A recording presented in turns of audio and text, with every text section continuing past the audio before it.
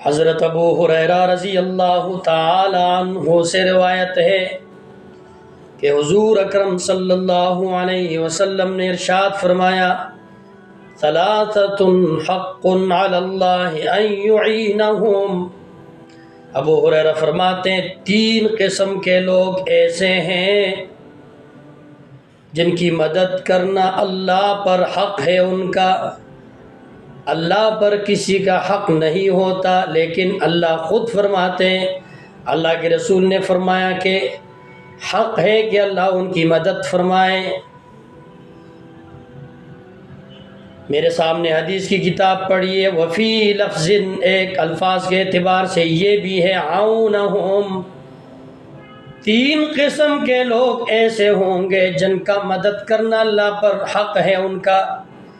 وَذَكَرَ مِنْهُمُ النَّاكِحَ لِيَسْتَعْفِفَ، ان تینوں میں سے ایک کا ذکر کیا حدیث میں کہ وہ نکاح کرنے والا ہے اس ارادے سے کہ وہ پاک دامنی والی زندگی گزارے۔ نکاح کرنے کی نیت یہ ہو کہ میں نکاح اس لیے کر رہا ہوں کہ یہ پیارے نبی کی پیاری سنت ہے اور میں پاک دامن زندگی بسر کرنا چاہتا ہوں، تو اللہ رب العزت اس کا مدد کرے گا، خرچ و اخراجات کا، ہر قسم کے پریشانی کا حل اللہ فرمائے گا۔ اس حدیث کے اندر غور فرمائے، جب اللہ نے اپنے ذمے پر مدد لی تو ہمیں اور کسی کے در پہ جانے کی کوئی ضرورت نہیں رہی۔ اس کے باب کے اندر ایک واقعہ ہے کہ شکر والی زندگی گزارنی۔ ایک بزرگ تھے، بہت بدصورت والے تھے، اللہ نے حسن نہیں دیا تھا ان کو، کالے رنگ والے تھے۔ اس کی بیوی تھی، بہت ہی خوبصورت تھی، بہت اعلیٰ قسم کی بیوی تھی۔ یہ بزرگ عالم دین بھی تھے۔ ایک مرتبہ گھر کے اندر آ گئے تو بیوی نے دیکھا اپنے شوہر کی طرف، شوہر تو خوبصورت تھے ہی نہیں۔ بیوی نے کہا کہ میاں صاحب آپ بھی جنتی ہے، میں بھی جنتی ہوں۔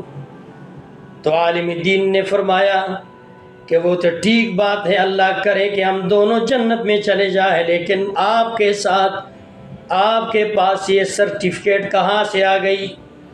آپ کو کیسا پتہ چلا کہ ہم دونوں جنتی ہیں؟ تو بیوی نے آگے سے کہا کہ جب آپ میری طرف دیکھتے ہیں تو میں خوبصورت ہوں، آپ خوش ہو جاتے ہیں اور خوشی کی وجہ سے آپ اللہ کا شکر ادا کرتے ہیں، اور جب میں آپ کی طرف دیکھتی ہوں تو آپ بدصورت ہیں، میرے لیول کے نہیں ہیں، تو میں صبر کرتی ہوں۔ اللہ قرآن میں فرماتے شاکر بھی جنتی، صابر بھی جنتی، یعنی شکر کرنے والا بھی جنت میں جائے گا اور صبر کرنے والا بھی جنت میں جائے گا۔ قرآن کے اندر اللہ فرماتے ان اللہ مع الصابرین، اللہ کی مدد ہوتی ہے صبر کرنے والوں کے ساتھ۔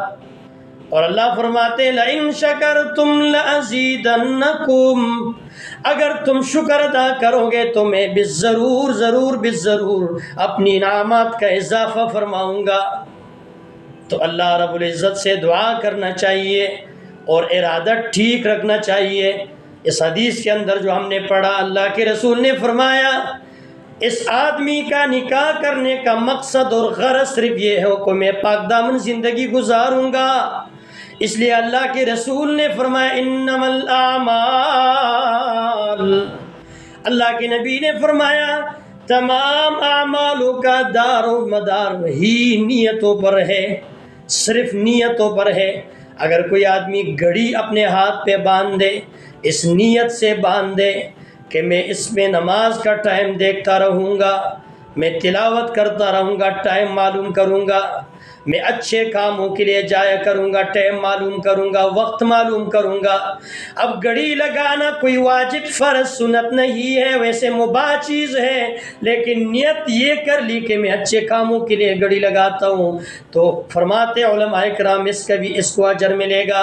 یہ نیت کی بات ہوتی ہے نا۔ ایک آدمی جمعے کی نماز کے لیے جامع مسجد جانا چاہتا ہے اور ساتھ میں یہ کہتا ہے کہ چلو نماز بھی پڑھوں گا اور فلاں کام بھی ہو جائے گا، تو نیت کے اندر فتور آ گئی، ثواب میں کمی آئے گی۔ اگر کسی کا نیت خالص لوجہ اللہ ہو، اللہ کی رضا کے لیے ہو، تو نیتوں پر اللہ فیصلے فرما دیتے ہیں۔ تو میرے بھائیو بہنوں، یہ رشتہ جو ہے، نکاح کرنا جو ہے، یہ حضور کی سنت ہے، اور اس کے ساتھ انسان کے اندر خودداری پیدا ہو جاتی ہے، انسان کے اندر کمانے کا صلاحیت پیدا ہو جاتی ہے۔ تو آپ کے سامنے آج جو رشتہ شیئر کرنے والا ہوں وہ بہت اعلیٰ قسم کا رشتہ ہے، بہت اچھا رشتہ ہے۔ میں ماشاءاللہ میرے بیوروں سے بول رہا ہوں، یہ ایک رشتہ نہیں ہے ہمارے پاس انجینئرز، ڈاکٹر، ہر قسم کی برادری، ہر قسم کے مسالک کے رشتے ہوتے ہیں، بیرون اندرون ممالک کے ہر قسم کے رشتے ہوتے ہیں۔ اور اگر آپ لوگوں کو چاہیے ہوگا آپ ہمارے ساتھ رابطہ کر سکتے ہیں ہر ٹائم۔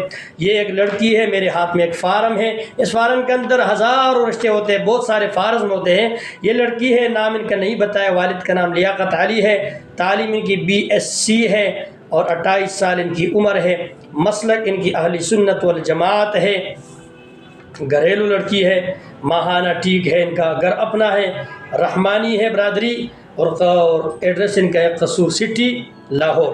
ان کی ڈیمانڈ کوئی نہیں ہے، بس کوئی لڑکا مل جائے جو رشتہ کرنے کے لیے تیار ہو تو یہ رشتہ کرے گی۔ السلام علیکم۔